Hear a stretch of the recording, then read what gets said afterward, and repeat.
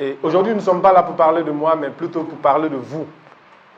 C'est pourquoi je vais commencer par vous dire une des réalités qui doit aujourd'hui vous pousser vers l'entrepreneuriat.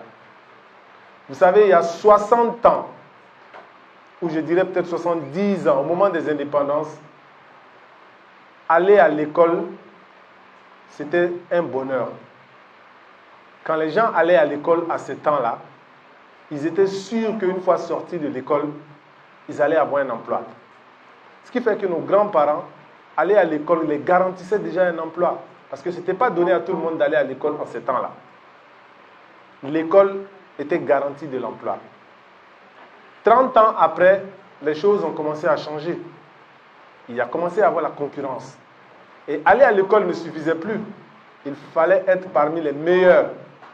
Non seulement tu vas à l'école, mais il faut être parmi les premiers, parmi les deuxièmes, parmi les meilleurs, pour espérer pouvoir se positionner sur le monde de l'emploi. Les entreprises privées ont commencé à naître et ne sélectionnaient que les meilleurs. Et même le public, c'était sur concours, on veut les meilleurs. Et on est toujours dans cette dynamique-là.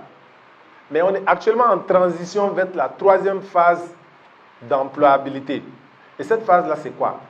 Aller à l'école ne suffit plus. Être le meilleur ne suffit plus.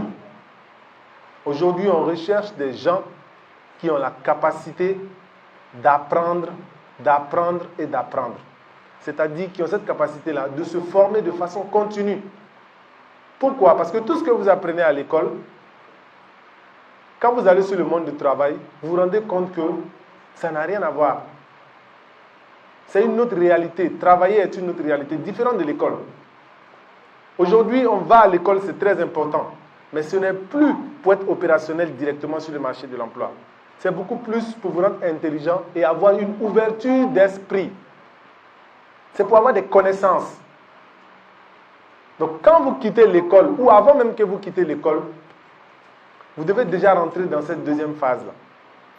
C'est pourquoi je dis souvent, et comprenez mes mots, dès que vous avez votre diplôme, oubliez que vous avez un diplôme. Parce que si vous êtes concentré sur votre diplôme, ça devient difficile pour vous de trouver un emploi ou de vous insérer. Parce que qu'est-ce que le diplôme va vous dire? Il va vous dire que tu as une licence en GRH. Et pour toi, ça veut dire que je ne peux travailler nulle part si ce n'est dans le domaine du GRH. Alors que c'est faux. Aujourd'hui, on est dans un monde où tu peux avoir un diplôme de GRH, aller te former en transport logistique et être embauché dans ce domaine-là et exceller. Ne soyez pas focalisé sur le diplôme. Le diplôme marque la fin de quelque chose, mais le début de quelque chose dans le monde professionnel. Donc si vous restez focalisé sur cela, vous vous enfermez. Aujourd'hui, vous devez être dans l'apprentissage continu, dans la formation continue. Avoir son diplôme, c'est le début de votre vie professionnelle. Et ça encore, je le dis, mais je ne le dis pas, parce que pour moi, votre vie professionnelle ne doit pas commencer quand vous finissez les études. Ça doit commencer depuis l'université. Vous devez faire des stages. Vous devez rapprocher des structures pour pouvoir apprendre auprès d'eux. Vous devez rapprocher des personnes. Mais il y a cette réalité-là, je disais, dans cette troisième phase dont je parle, non seulement vous devez avoir été à l'école, vous devez avoir été bon, mais vous devez avoir la capacité d'apprendre et de réapprendre, de vous former de façon continue. Et c'est ceux-là qui peuvent réellement réussir dans l'entrepreneuriat. Parce que l'entrepreneuriat d'aujourd'hui demande quoi? De l'innovation continue. Parce que quand vous amenez quelque chose, un produit sur le marché, vous êtes au moins 100 à amener le même produit sur le marché. Et au moment où vous vous rendez compte, le marché est déjà saturé de ce produit-là. Donc vous devez avoir cette capacité-là, au bout de 3-6 mois, d'innover encore une seconde fois. Sinon, vous êtes dépassé.